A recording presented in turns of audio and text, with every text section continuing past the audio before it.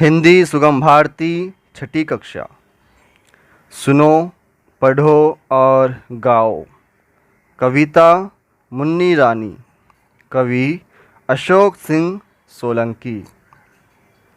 अशोक सिंह सोलंकी का जन्म 17 जून 1962 को हुआ।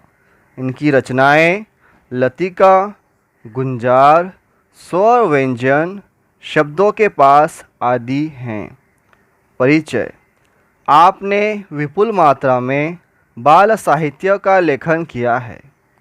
प्रस्तुत कविता में लोरी के माध्यम से माँ का बच्चे के प्रति वात्सल्य भाव प्रकट किया गया है। आइए लोरी सुनते हैं। सो जा मुन्नी रानी, बात मान ले मेरी। दूध मलाई तुमको दूंगी, मधुर सुनाऊंगी लोरी। रात सुहानी आएगी जब चंदा आ मुस्काएगा।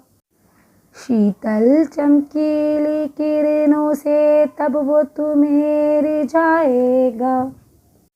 जब तू मांगेंगी इसको ही जल में उसे दिखाऊंगी। चंदा मामा आए मुन्नी, कह तुमको बहलाऊंगी। चंदा मामा कर तुमको देंगे अपना सारा प्यार। और मैं भी निज प्रेम हृदय का दूंगी निश्चय तुम पर वार। पलक बंद कर सो जा जल्दी, प्यारी मुन्नी रानी।